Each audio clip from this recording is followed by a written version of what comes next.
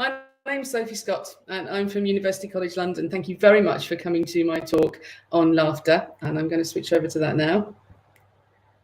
So my talk today is going to go through 10 reasons why laughter is funny, and there may be different senses of the word funny as we go through. First of all, and probably the most noticeable aspect of why laughter is funny is that when we laugh, we can end up making some genuinely peculiar noises. And these are just examples of real laughs that I've taken from a video on YouTube called Skype Laughter Chain. It starts with what sounds recognisably like a human laughing. We can hear a baby, we can hear an adult man.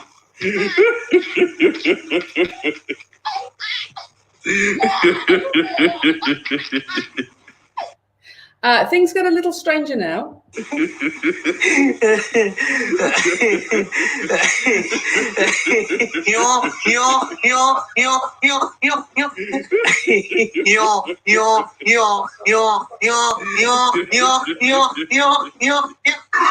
And this next laugh I always find a bit concerning because I need him to breathe in a little bit more often than he sounds like he is doing. About now. I need to hear a breath going in.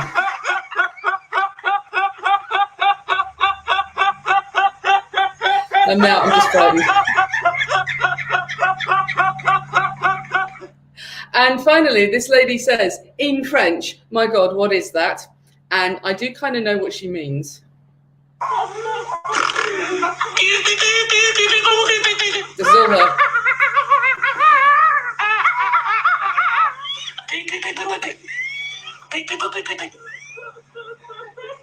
Oh mon Dieu, c'est quoi ça? Oh my God. And there we go. Now, the main reason why we end up making some very, very peculiar noises when we laugh is that actually laughter is an emotional vocalization. So it's something that we do, it's a noise we make to connote an emotion rather than to speak.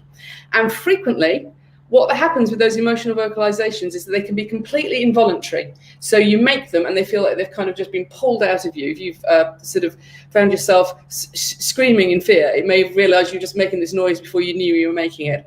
Now, that's what happens with laughter. And in fact, we can actually see that in terms of how we make the noises of laughter. So actually laughter is more like an animal call than it is like speech.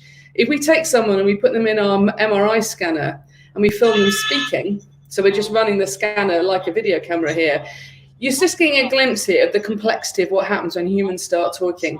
There is no sound on earth as complicated, as complex as the human voice. And you can see here how much the tongue is moving and the lips and the soft palate and the jaw, and all of this is shaping this extraordinary speech signal. As soon as we start laughing, all of that goes away. And what you're seeing here is something much more like how any other mammal would make a sound. So the tongue's just sitting at the bottom of the mouth is opening. There's a lot of movement going on, because as we'll come to, she's actually making most of the stuff happening with the laughter is happening down at the rib cage. But it's a much more basic way of making a sound. And it can be, laughter can be completely helpless. So that's another funny thing about laughter. Sometimes when we start laughing, and you may have noticed this, you may have noticed it because you were in a situation where you should not have been laughing, but sometimes we start laughing and we cannot stop. So it's not just a non-verbal expression of emotion, it's a sort of spontaneous one that you can't necessarily stop from happening at all. Why is that happening? Well, I suppose the short answer is we don't completely know, but we've got some clues. So to think about human voices and laughter, what we need to do is think a little bit about rib cages, and we don't normally spend a great deal of time in my area of psychology and cognitive neuroscience thinking about the rib cage, but actually the human rib cage is really interesting. You're all using your rib cages right now to stay alive, very important, don't stop. And what you're doing is you're using your rib cage, the muscles between your ribs, the thoracic muscles, the intercostal muscles, you use those to pull the rib cage out and up, and that pulls air into the lungs, and then you just relax them back down and the air is pushed out. And if I was to put a breath belt on you, so just a little bit of sort of elasticity connected to something that's actually detecting expansions, what you see is this very smooth expansion and contraction, this sort of sinusoidal pattern you're seeing on the left, on the right of the screen. Now, as soon as we start talking, that pattern looks completely different, because humans, when they speak, use breath completely differently. Now we take a breath in. And if I take a breath in and start talking, what you find is those same intercostal muscles start to move completely differently. And you can hear, if I keep talking without taking another breath, my intercostal muscles start to have to work really, really hard, because what they're trying to do is maintain what's called a constant subglottal pressure at the voice box, so I can make sound. Right. Woo. So you're probably thinking that was quite an odd thing to do, but actually we can only speak at all because we can do this. And we can only do this because we walk upright. We humans have freed up our rib cages from having to support our weight. And it's given us this possibility of using the rib cage to control our breath in this much more complex way. So you can see how different those movements are when I'm talking like that and not taking another breath. Instead of this sinusoidal movement, you're getting this very fine, detailed movement that's actually making my voice possible. And although it doesn't feel like it, you have as much fine control over the intercostal muscles as you do over your fingers. That's how precise these movements are. In fact, we can actually use this, the expansion in the spine associated with the neural control of breath. We can actually use that to date back in the fossil history when humans, or modern, precursors to humans, started to be able to speak at all. It's very powerful. Now, as soon as we start laughing, something different happens. And when we start laughing, we lose that fine control and we lose metabolic breathing, that smooth movement. So what you get instead are really big, really large deflections of those same muscles. Now they start just doing these very big single pushes, ha, ha, ha, ha. So you can see this zigzagging. Each of those zigzags of the breath belt is actually showing you one big contraction of the rib cage that's just pushing air out. So laughter really is a very primitive way of making a sound, because it's just reflecting these ha, ha, ha sounds, each reflecting one big contraction. Now, one thing that we do not know is why, when you start laughing, not always, but sometimes when you start laughing, it will stop you from breathing and it will stop you from talking. It's just squeezing air out of you. It is, in effect, trying to kill you.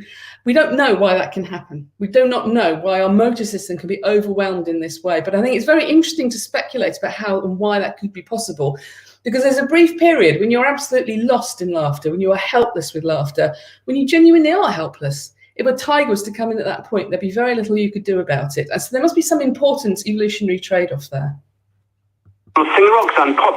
Sorry, I started that too soon. Now, quite often, when people are talking and they start laughing, you can actually hear this involuntary sound, the laughter, duking it out with all this fine stuff that you do when we're speaking. And the best examples of this are often to be found in broadcasting, because broadcasters, certainly the BBC, does not like its broadcasters to start showing emotion in their voices. They get quite cross about it. It's called breaking, and you're not supposed to show this, particularly newsreaders. So this next clip is going to be somebody reading the news on the main programme for the news in the morning on the BBC during the week, called the Today programme.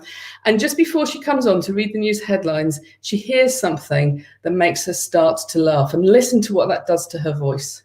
Singrock's unpopular replacement has now been dismissed, with the Army's popular Chief of Staff, Jack Twat, taking over. A 40-foot sperm whale, which was stranded in the Firth of Forth for more than 4 days, is now thought to be swimming towards open waters again. It freed itself late last night.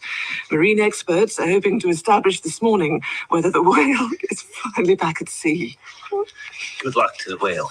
8:10 is the time. An investigation is underway at the maze. So there's a couple of things that I really like about this. First of all, I don't know how well you know British English, or certainly Northern British English, but that's where I'm from and where I grew up in the north of England. The word twat is quite a rude word. So the guy who's coming down the line has got to say it, and he just goes for it. Popular Chief of Staff, Jack Twat, and just fronts it out. Back in the studio, just before the news headlines come on, something else happens. And what happens, and you have to listen very carefully to hear this, is someone else in the studio leans forward to Charlotte Green, who's about to start reading the news, and they whisper to her. What they whisper is, Jack Twat. And at first, she's okay. She starts to read the news, and she's talking about the sperm whale in the Firth of Forth, and she's all right. And then you start to see the laughter starts to get her. And the first sign that you get, she completely loses control of the pitch of her voice, because she's starting to lose control of all that lovely fine intercostal control that normally gives us our voices. And then her voice shoots up in pitch, and then she starts making squeaking sounds because now she's completely laughing. And this is the power of laughter. She doesn't want to, and she'll get in trouble for it. She reads the news every day for a living. She knows not to do this. But once the laughter's got her, that's it. She's lost. So it can kind of overwhelm us, laughter. Another reason why laughter is funny, because it's a universal communication. Now, within spoken language, one of the things that is very, very well established, although there may be similarities at a sort of structural level, human spoken languages are very, very variable. And very few, there are some, but there are very few sort of linguistic universals that are immediately obvious to us. So it's quite interesting when we get to the world of emotion to say, well, is that true with emotion? Is emotion in the voice, say, something that we just learned separately for all cultures? Or is it something where there might be some older evolutionary influences that mean some emotional expressions might be shared across all human cultures? Well, there's a lively debate about this. And of course, it's likely a mix of both. Some of it we learn, some of it we perhaps is part of our evolutionary heritage. And we were looking at this. In fact, this is one of the first studies that I did with laughter. We never set out to look at laughter. I was working with my PhD student, Disa Sota, looking at vocal expressions of emotion. And there's a huge amount of work, really good work, on the recognition of facial expressions of emotion done by people like Paul Ekman and Andy Calder and Andy Young in the UK. And Paul Ekman had established that there were apparently a set of facial expressions of emotion that were recognised cross-culturally. So no matter where you went in the world, even if people had never seen a Caucasian face before, they would be able to recognise, say, an expression of disgust or a happy smiling face. So we wanted to know if this was true with the voice. And we were also looking at more positive emotions as well as the negative emotions we normally study in cognitive neuroscience. So we had sounds like laughter and cheering sounds in there as well. Of course, what you need to do if you want to know if these are genuinely universally recognised or not, you can't determine that by working in your own culture. You're never going to find an answer that way. So my PhD student, Disa Sota, did several trips out working in northern Namibia, where she was working with members of the Himba community who have completely no contact with Westerners. They don't have electricity, so they're not kind of being contaminated by our culture through films and TV. And they are a very good test case. If they recognise things that we do with our voices back in London and vice versa, it does suggest, or it's evidence for or against, there being some kind of older evolutionary history to some of these emotions, or whether or not it could all be sort of culturally determined. So it's not easy doing cross-cultural work, and it's particularly hard taking sound out when you're not necessarily going to be near electricity for a long time. And this was work that Disa was doing in the early noughties. However, the results were really, really interesting. And I've just got an example here to show you, because what we wanted to know was, we asked the Himba community to make expressions of emotion we took back to London to test back in London. So we're looking in both directions. See if you can work out what emotion is going on here.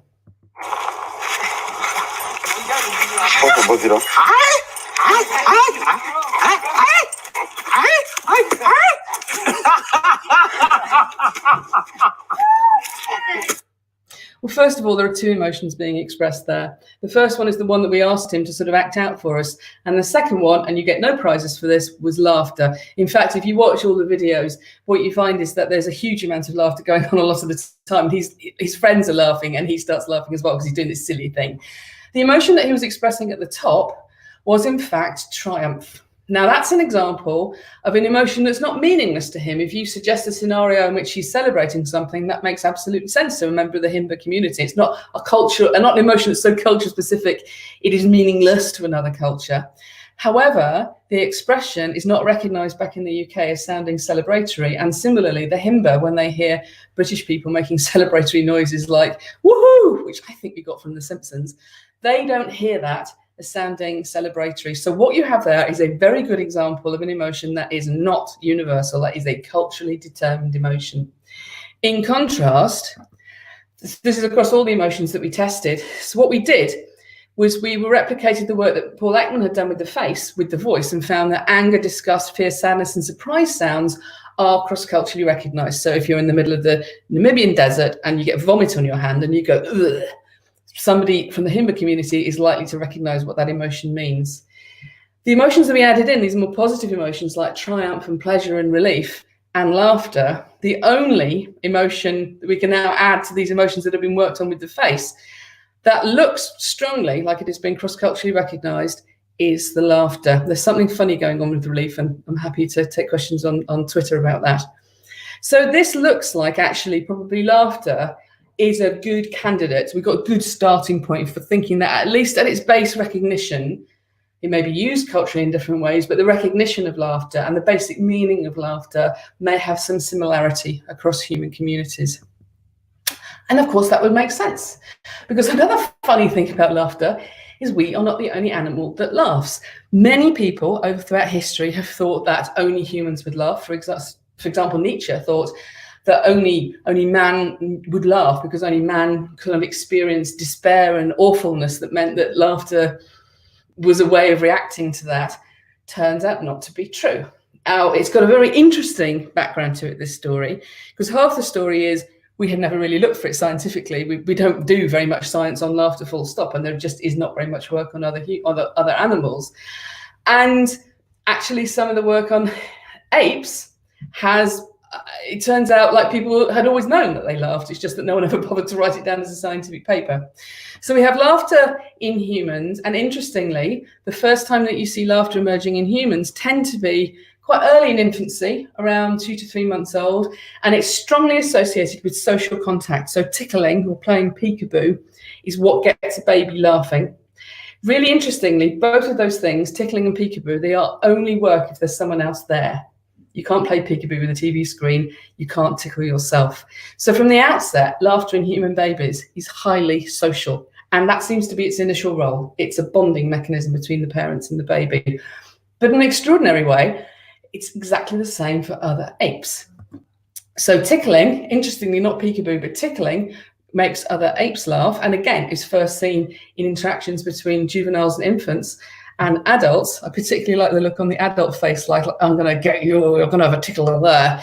So it's easy with the chimpanzees and the orangutans and the gorillas because it looks and sounds like laughter. Is there any other laughter out there? Well, some really beautiful work from the US by Yang Pangsep, who worked with rats, argued that perhaps it is. And what they noticed was the rats, who they were studying to look at their distress vocalizations, they noticed the rats made a completely different sound when they were playing. So they started tickling the rats, and the rats make the same sound when they're tickled. And that could all still be the rat going, stop it, I don't like it. So what they would do is they would tickle a rat and then take their hand away, and the rat will make the squeaking sound to try and get you to tickle them again. Now, it's not a sound that humans can normally hear. It's actually something that we have to reduce the sound in pitch to be able to be aware of. But it seems to be a very important signifier for rats of a sort of playful, joyful behavior. Rats will do it. If the same scientist tickles the same rat every day, they make that sound when you come into the lab in the morning. And people are not normally that pleased to see scientists in the morning. So we like that kind of story. So I think what this suggests is it's at least possible there's more laughter out there. We've got it in apes, of course we're apes, but if it's there in rats, maybe there really are more examples of it. And another reason why I think there may well be other animals' laughter out there, oh sorry, you may think, well, what does it look like? What does it sound like? I don't have a very clean recording of this, but this is a video of the late comedian Robin Williams meeting the late gorilla Coco, who was a signing gorilla. She signed some ASL. And what I want you just to notice here is it takes him a while. It's hard to tickle a gorilla. You've really got to get in there to tickle a gorilla. But when he manages the tickling, and she does ask him to tickle her, she signs tickle, really humorously as well. It's like, tickle me. He starts tickling her. And when he really manages it, you'll start to see a very recognizable pattern of behavior. She's also very keen to find out what's going on in his t-shirt, so she keeps sort of trying to investigate his nipples. So he's trying, and it's not working yet, so she's a bit bored and having a bit of a root around there. And then it gets in there, and it's difficult, as I say, it's hard to tickle a gorilla. Their skin is thick. Look at her face now, and look at her movements. So you start to see a very, very recognisable pattern of behaviours. And in the end, I think she gets the t-shirt off altogether. So it has this strong link, physical link to tickling across wherever you find laughter for humans, for other apes, for rats. And it's always strongly associated with play. In fact, Pangsep, who did the work with rats, said at its heart, Laughter it's an invitation to play, and of course play really matters to mammals, so that's why I think there may be more laughter out there. So all mammals play when they're juveniles, and because play is an importance in a complex behavior, it varies a lot from animal to animal, from species to species. You need to show that you're playing, so you tend to get what's called play face, so these very loose, open, unthreatening mouths. You also get in dogs, who, like humans and otters and a handful of other animals, play their whole lives. You get this thing called the play bow, and what that when dogs do that, it means everything after this is a game. I might growl, but I am not cross with you because we are having a game. So Panksepp says that laughter is absolutely intrinsic to this, and interestingly, research from the US with rats that have been devocalized shows that rats who cannot laugh because they can't make any sounds are more likely to get bitten during play. So if you can't make a laughter sound, it's harder for you to show that you are playing, would be the argument. And of course, we have the same things in humans and other apes. So just to show the similarity, it's very hard to get photographs of human adults with play face. They tend to seize up into a more social smile. So I just need you to notice how very similar my brother looks to that chimpanzee. Okay, you've got that. You'll see the same behavior in humans. So you've got this thing that's starting as a social bonding phenomenon and then becomes integral to play and becomes this kind of invitation to play. And it can be even more complex than that. So another reason why laughter is funny is that we can just catch laughter sometimes simply because other people are laughing. Laughter can be a purely contagious behavior. Again, this is an early study that we did with laughter, and we never set out to study laughter. So this was just one of the studies where laughter kind of started to get away from us. Most of the work that I do is very, very boring work on speech perception and production, and most of it is done with brain imaging techniques. And we've done lots of studies on looking at how the brain processes speech. And I've been doing all this work with non-verbal expressions of emotion. And we thought, well, why don't we just have a look, see what that looks like on the brain? And my colleague Jane Warren noticed that when people heard emotional vocalizations, and we deliberately chose 2 positive ones and 2 negative ones. So we had sounds of laughter, sounds of triumph, those kind of cheering sounds. And then negative sounds, we chose fear and disgust. And we chose those because the positive ones are really positive. People find the laughter and the cheering sounds to sound really like happy sounds. Whereas the 2 negative conditions, the fear and the disgust, are extremely negative, and they are all very well recognized. People do not confuse them with each other. So that's why we started with those. We started the study, and my colleague Jane Warren noticed that one of the interesting things that was varying across the different emotional conditions was we were getting loads and loads of activation of what are called orofacial mirror regions. Now, those are brain areas that are activated when you move your face. You move your face to speak, perhaps, or you move your face to pull an emotional expression. And we thought that's quite interesting. So in fact, we stopped the study and we started it all over again, and we included a motor localizer. So in addition to having people listen to the sounds, we also had people moving their face into smiling faces.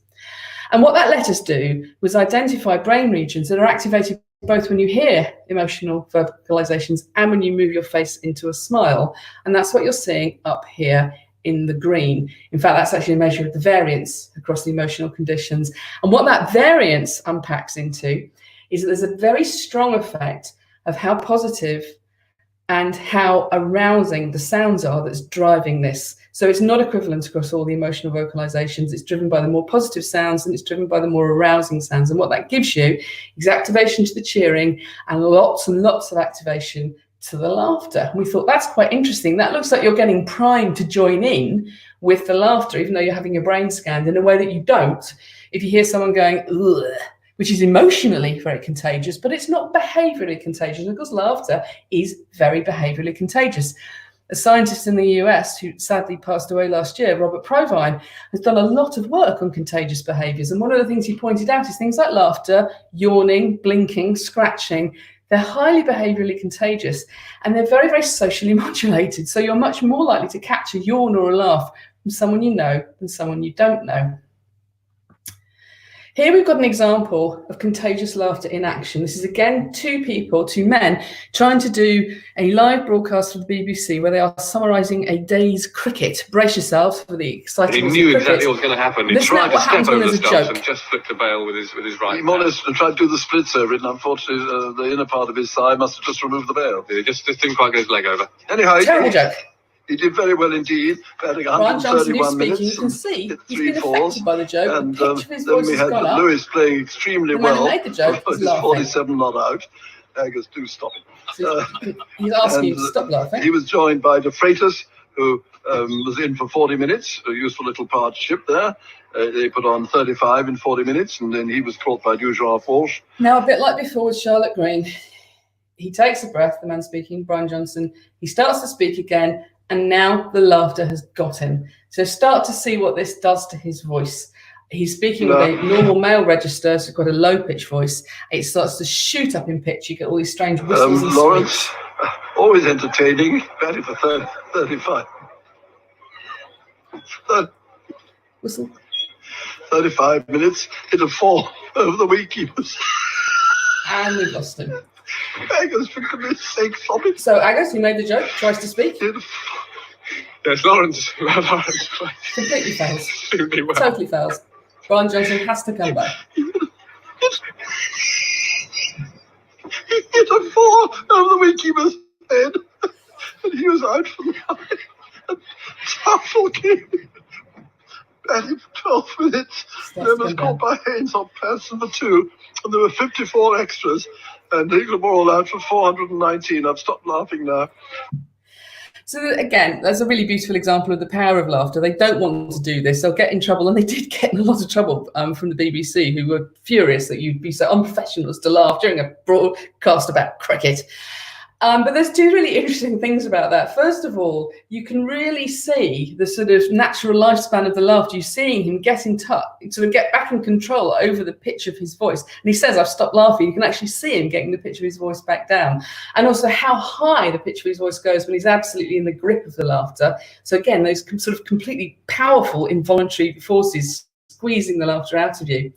The other thing that's really striking is that almost immediately, they are not laughing because there's anything funny going on. It was a terrible joke. It's not a very funny joke. Almost immediately, they're only laughing because they're both there and they're both laughing. The laughter just becomes contagious. It's why he keeps saying, stop it. Oh, stop it, Agus. What he means is if you stop, I'll stop. And I think the other thing that's striking now is the BBC will play this clip at the drop of a hat nowadays. And I think that's because we kind of know this, and the science shows this. You're much more likely to get into this kind of contagious cycle of laughter with someone you know than someone you don't know. And I think now what we're hearing at the distance of like 30 years is if those two men had detested each other, they would not be laughing like that. What you're hearing is really a sign of friendship. And this takes us on to point number 6 about why laughter's funny. Most of the time, laughter is nothing whatsoever to do with jokes. And for this, we have to be very grateful to Robert Provine again. So what Robert Provine shown was if you ask people about laughter, when do you laugh? They'll always talk about comedy and jokes and humour. But if you look at people, what they do for laughter when they laugh is when they're with other people. Provine showed that you are 30 times more likely to laugh if there is somebody else with you than if you are on your own. And what this means in practice is that most laughter happens in conversational speech. It's kind of seeded throughout the conversation. And we all laugh more than we think we do. There are not many studies on this, but what studies there are show that if you ask people how often they laugh, and then you look at how often they laugh, there is almost no relationship, except everybody laughs more than they think they do. And it's a huge amount. So we did a study with friends where we found that 10% of the time when friends are talking to each other, on average, they're just laughing together. It's an extraordinary amount of time. So it's strongly modulated by how you know other people, how your relationship with other people. Laughter is always a sign, really, of the context, the social and emotional context that you're in. You will not laugh with people you don't like. You will not laugh with people that you don't feel deserve your laughter. So in conversational speech, we laugh sometimes because other people are laughing. It can just be contagious. We're laughing to make and maintain social bonds, and it's a very efficient way of doing that. We can also do quite complicated things. So we will use laughter to show that we agree with what someone's saying, or we understand what they're saying. We remember, we recognize what they're saying. And What Provine also showed was that at any one time, the person who laughs most in a conversation is the person who's talking. So we're actively using the laughter to try and get people to show us that they agree, that they understand, that they remember, that they recognise. It's communicative. And we will laugh to reframe things as play. I'm going to come back to this at the end. It's actually a very, very common use of laughter. Remember this idea that Panksepp had, that what you do at his heart, laughter is his invitation to play. So people will laugh, perhaps in difficult or embarrassing situations, to show that they're fine. And that can be very powerful. Of course, it can also be completely ambiguous. Over the Me Too stories that were coming out, several women in the Fox News stories said that when they were propositioned, their reaction was to laugh. And of course, that might be them saying, well, I'm going to give you an out here. I'm laughing because I know you don't really mean that. But he can turn around and say, well, she's laughing. It's all fine. So it's like the natural home for laughter is these social interactions. And within that, this laughter can be very, very complex. So sometimes we really are laughing helplessly. And you can probably think of times when you were with your friends, when you've just been laughing till you're absolutely helpless. But a lot of that conversational laughter that is more communicative. Remember, I said the person who laughs most at any one time is the person who's talking. And that brings us to our next point. So this communicative laughter, and it can be very, very complex in terms of what it means, because people will use it in complex ways. They will use it to show they agree. They'll also use it to try and maybe get someone to like them or to cover up an emotion. So what we did, I pressed laughing too soon there, and you'll notice I find my own laughter highly contagious. We tried to pull this apart. So what we did is we collected sets of laughter, and we got people either laughing absolutely helplessly, so spontaneous laughter, that stuff you can't stop, or we got the same people to laugh as if they were having a conversation. And so we didn't want nasty laughter. We didn't want people going, ha, ha, ha. So we say, imagine that your friend's told a joke and you're laughing because you like your friend. So listen to this laugh. This is a spontaneous laugh. So this is me laughing absolutely helplessly. And this is a laugh of a dear friend of mine who is laughing in a more communicative way. And what you tend to find is there are big differences. The spontaneous laughs are longer and they're higher in pitch. But the communicative laughs, they've also got their own thing going on. Could you hear that one was really nasal? Like, ha, ha, ha. Actually, what we find, certainly for our British collection of laughs, is that these communicative laughs often are quite nasal. People are sort of showing, I'm giving you my laughter. Most of the laughter you encounter out and about during the day is not people screaming with laughter in a helpless way. This sort of social bonding laughter, this communicative laughter, is more in this kind of, it's communicative. You're choosing at some level to do it. So it looks like we're actually marking it.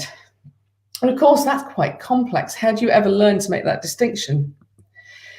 Well, one way that we do know is your brain really does care. So we put people back into the brain scanner and we didn't tell them it was a study of laughter, and we didn't tell them it was a study of spontaneous emotions or more communicative emotions, more posed emotions, if you like. And what we found is it doesn't matter. Your brain tells the difference. So when you hear a laugh, you are trying to work out what it means. And what you see here in blue are brain regions in auditory areas, which are significantly more activated when you hear the spontaneous laughter, possibly because it's completely unambiguous, possibly because you hear sounds you don't hear in any other context. I was worried in this study that we get a lot less activation for the posed communicative laughter, but in fact, that's not what we found. In fact, if anything, we get more activation to that. And it's running forward in these pink areas out of auditory parts of the brain into medial prefrontal fields and dorsomedial thalamic fields. People aren't doing anything, they're just listening to laughter. But when you hear someone laughing in a way that is at some level intentional, ha, ha, ha, ha, you're trying to work out why. You are trying to work out what's going on here. These are brain areas associated with mentalizing, with thinking about what somebody else is thinking.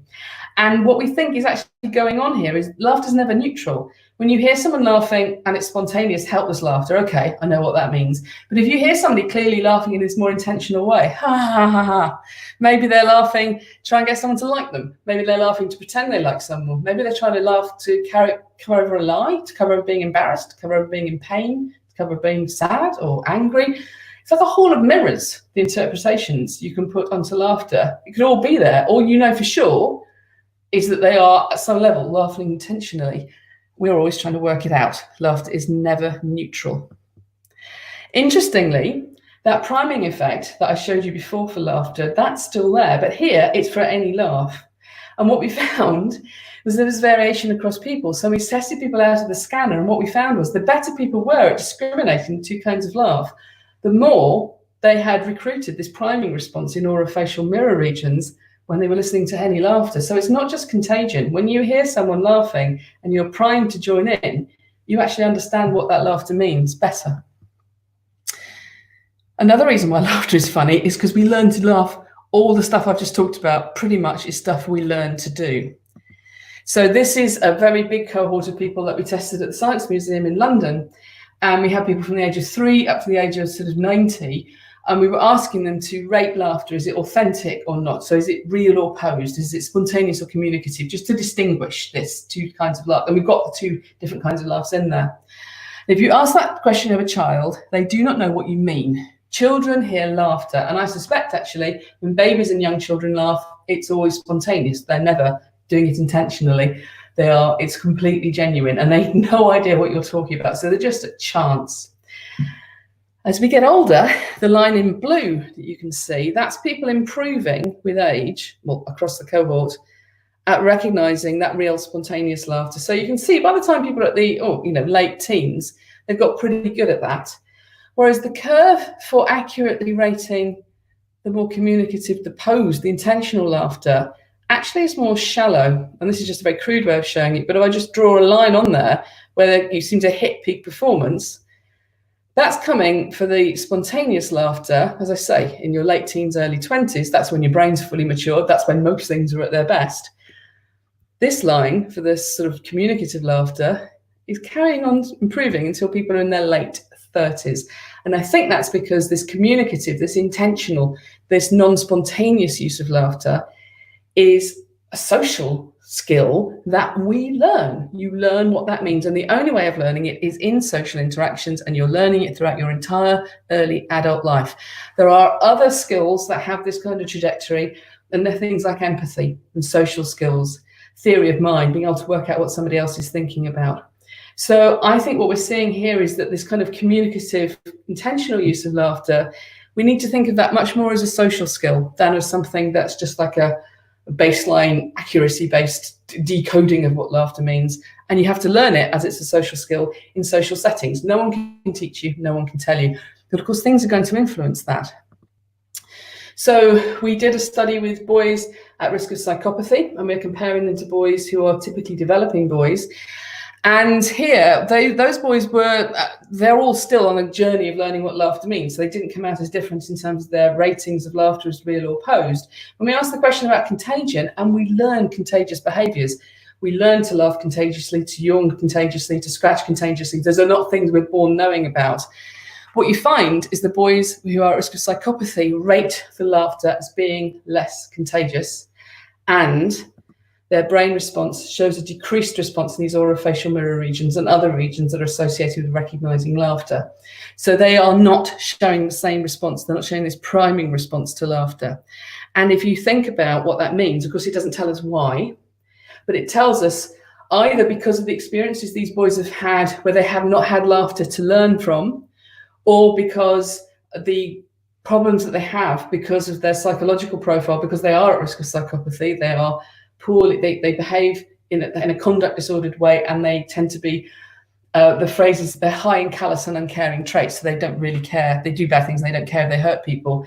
So are they not knowing about, not finding laughter as priming because they haven't had a chance to learn that, or because there's something different about them that makes it hard for them to learn it? We don't know that. We don't know the direction of causality. But one thing this does tell us, as you would suspect, is that the experiences you have with laughter growing up have big impacts on how you understand the use of laughter as an adult. Very quickly, another reason why laughter is funny is because it makes things funnier. So my PhD student, Ceci, wanted to test laughter, and she wanted, instead of asking people, what do you think of this laughter, she wanted an implicit test of laughter. So what she did was she got a comedian, Ben van der Velde, to record some really terrible jokes, absolutely awful jokes, things like this. What is the best day to cook? Friday. And then she added laughs onto the end of them. And what we find is if you give people the jokes without the laughter, you can see these are the lines in blue. And these are individual jokes because they vary a lot in how funny people think they are. What you find, and this is the red, sorry, the red is the baseline. People will agree, they're not finding any of the jokes that funny. But as soon as you add on any laughter, and that's shown in the green and the blue, it makes the jokes funnier. Different people rate those jokes as funnier simply because there's laughter there. And the more spontaneous the laughter, the funnier it makes the joke. And we think that's very interesting. We think even though people don't have any, they've got no illusions. They don't think the laughter has anything to do with the joke. It's just adjacent to the joke. And it's like the laughter is sticky. It attracts other things to it and it makes the joke seem funnier, possibly through these kind of social mechanisms. Well, it sounds like someone like that joke. Maybe it is funnier than I thought. And of course, this is probably why throughout broadcast history, when people have wanted to indicate that what you're listening to is funny, they use things like live studio audience laughter to indicate that this is funny. Nowadays, not all comedy does this. There's a whole genres of comedy that don't signal the joke in that way. But what we're finding is, or certainly for these sorts of terrible jokes, they are considered to be funnier if the laughter's there. And it's funny to think of that in live comedy situations. I think I've found one comedian in the UK who did a demonstration, recorded their live stand-up set without an audience. Everybody else always has an audience there. And as one comedian said, if I hear the audience laughing, I become funnier. So it becomes a complete feedback loop. And finally, why is laughter funny? Reason number 10. Well, it kind of goes back to this reframing laughter as way that we can use laughter to reframe things as play. Because we can use laughter to make things okay. We can use laughter to make things better, deal with difficult situations.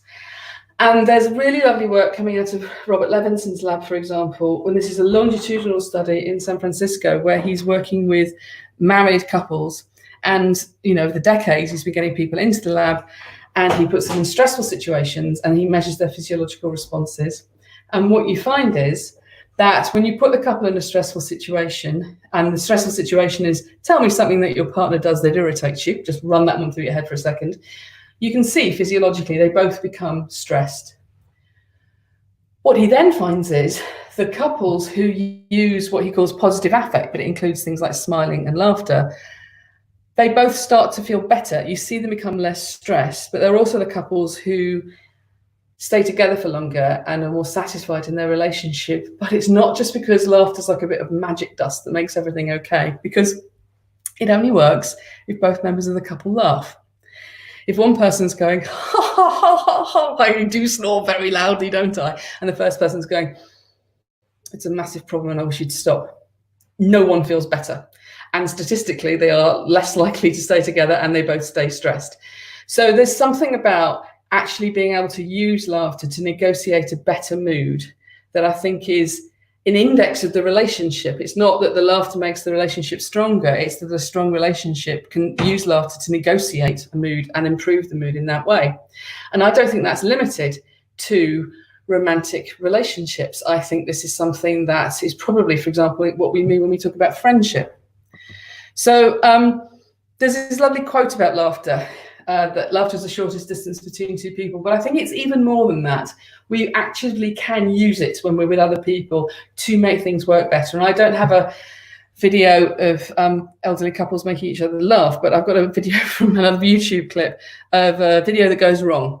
And what I want you to do is watch this video and look out for what happens to the emotional tone about halfway through when what they expect to happen doesn't happen. So initially, they're making a promotional video for their heavy metal band, and you can see he looks cold. He's wearing swimming trunks. He's got a towel. He's expecting to get wet. I've edited out but swearing in English inexplicably. Everything else is in German. So he's got a towel. It's cold. There's ice. He looks apprehensive. Okay. And then when he starts, there's a little kind of bicycle. Do this. Yeah. We're off. And my new band is called Siskill. And his friends immediately start laughing. They're really, he's not laughing. Not yet. And then he looks up and he sees them. And now he starts to go. He's completely incapacitated. He can't actually use his arms there. He's moving with real difficulty.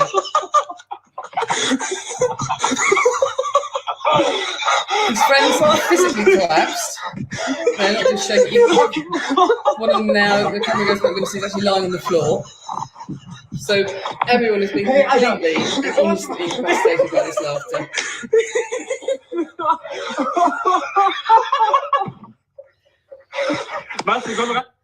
So one of the things that I really like about working in laughter is people quite often send me videos and say, well, here's a great example of some laughter. And people have sent me this a few times saying, well, it's Schadenfreude, you know, we laugh because he gets hurt and it's a bit funny. But actually, it is much more complex than that.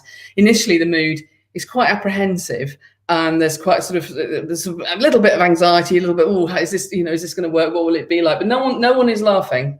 And then as soon as what they expect to happen, him going through the ice, doesn't happen, but also there isn't blood and bone everywhere, his friends start laughing. And after a couple of beats, it pulls him in. And instead of being angry, like stop filming me, or embarrassed, oh God, this has all gone wrong, the invitation to play works. And he starts laughing because now this is hilarious. This is the funniest thing we've ever seen. I got smacked on the backside and it's really funny. If you don't believe me, imagine his friends laughing like that while he was like visibly, maybe with a visibly broken leg and blood everywhere and bits of bone and begging for help. It would be actually unwatchable. What we enjoy about watching this kind of video is we're watching the laughter work. So I think really one of the things that's funny about laughter, in science we tend to ignore it. There's so much less work on laughter than just about any other emotion I can think of. And we don't really value it. We don't think this stuff matters. Historically, it's like a silly behavior. It's a childlike behavior. But actually, laughter is funny and laughter really matters. Laughter, the points in your day when you laugh and the people with whom you laugh are probably some of the most important points in your day. And it's really worth listening to that laughter and valuing it. In fact, if anything, laughter's funny and we should take it a lot more seriously. Thank you.